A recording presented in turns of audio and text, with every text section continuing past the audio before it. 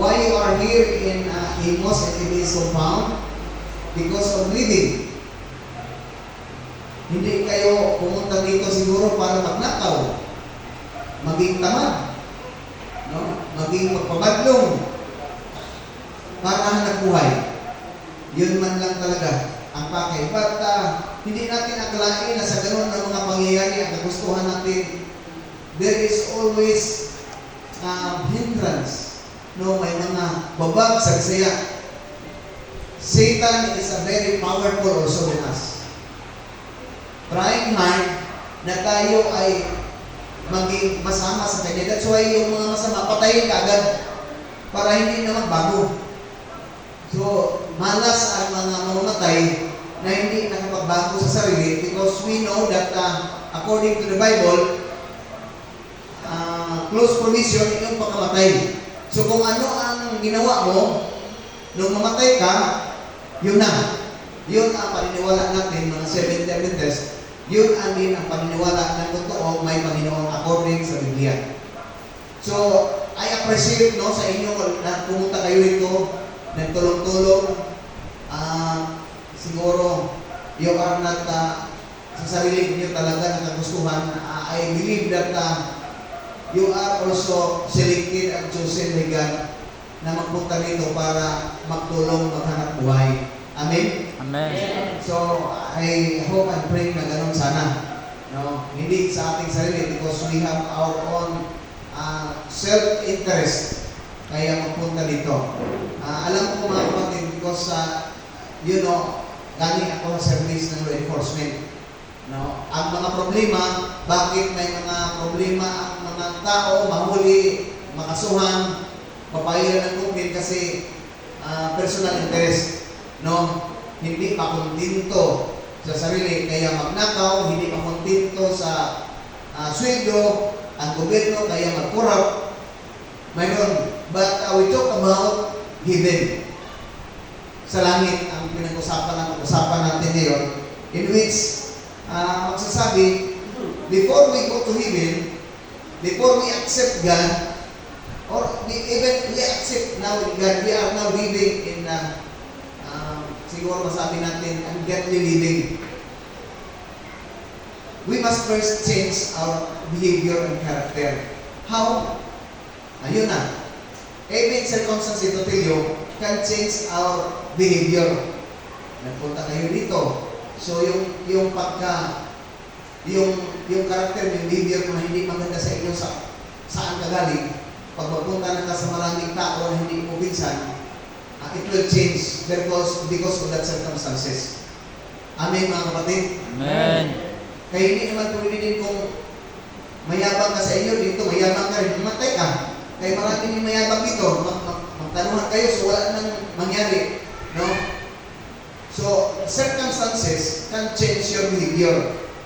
Example, mga hindi ka wala ka pa, hindi mo pa natanggap ang Panginoon nung umpisa, nandito ka ngayon, nakapunta na ka rito na panay mag-devotional, mag-worship, magsamba sa totoong Panginoon, it will change. These circumstances can change our previous behavior na wala ka pang Panginoon.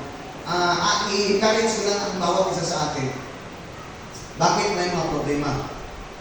Tayo, bawat isa. Because of us only. Hindi pwede na magsabi tayo na yung ibang tao ang problema. Sa atin, example natin, yung nagbuhay. Bakit mag-trabaho tayo, panay na tayo mag-isip na gusto tayo mag-promote? So yun ang problema. Pero kung tayo mga kaibigan, kung magtrabaho ka, na-focus sa trabaho mo lang, magpapasalamat sa Panginoon na in-accept ka, pinapatrabaho ka, na wala mang anumang pag-iisip na gusto ka mag-promote, ayun ang kagandahan. Let your God will promote you because of circumstances. Because of what you did, pabayaan mo ang Panginoon na ang siya ang magawa ng promosyon mo, hindi ikaw. Bakit kung ikaw kasi, maraming masagasaan kung ikaw kung tayo. Bakit ang tagal ko na dito, hindi ako na-promote? Dapat mag-promote ako kasi matagal na ako dito, matanda na ako dito, bakit hindi ako pinawang supervisor? Bakit hindi ako ginawang manager? Bakit hindi na ako ginawang ganun?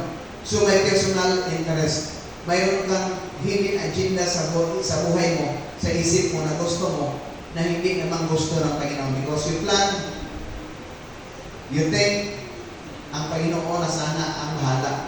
So sa ganun ng mga pangyayari, mga kapatid, wala tayong,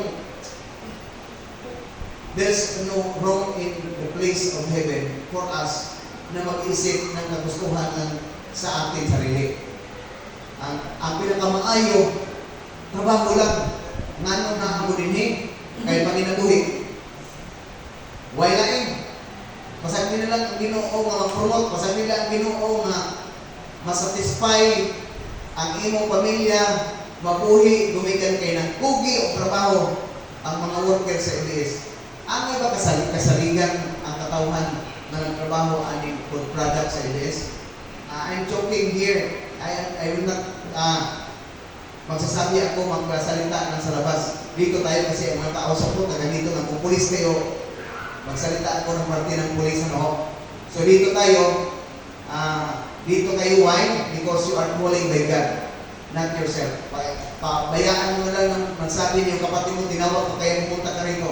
Ginawa yung mapinsan mo, kapatid, na kilala mo ng Panginoon na instrumento para makapunta ka rito to help the ministry of ABS. Amen? Amen. Sagot kayo dyan. Amen. Tubag mo diya ba? Kaya para may meaning ang pagpunta, ang pagtrabaho ninyo dito. Kaya walang meaning, walang magandang kapuntahan. Parang kuwan ka lang, mag-uol ka lang. No, mag-uol na. So enjoy ka. Love your work while you're here.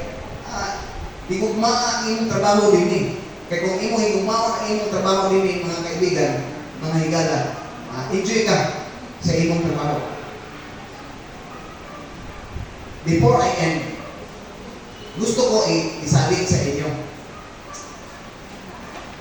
You have planned and you are not working here because of living, para mabuhay ang tao. But it is very sad to say, sa imong plano na gusto ka mabuhay, pero hindi mo sinasabuhay ang sabi ng Panginoon ng 1 Corinthians chapter 6 verse 19 and 20 na nagsasabi na that your body is the temple of God. Remember, hindi ka makapagtrabaho, ma-accomplish yung trabaho mo kung ikaw may sakit. Science says that what you eat is what you are. Nagkasakit ka because sa kinakain mo. Biblical yan at saka science. Walang masisisi sa kalagayan mo maliban sa inyo lang. Pero there is a power of prayer also, mga brethren, na kung sakali may makasama natin na may magkasakit, ipagdasal natin. Pero sana, sa wala pang sakit, pag-isipan natin ng maigi na yung sakit because of our behavior, because of what we eat, mga kapatid. Gano'n lang kasimple. Kaya yung sabi ko, to change our character, to change our mind, before we go to heaven, mag-umpisa sa circumstansya na nandito kayo. Yun ang kagandahan ba? Na pinakadagdags, maski sa akin sa sarili ko, because I work for almost 20 years in the law enforcement of the Philippine National Police. Hindi ko na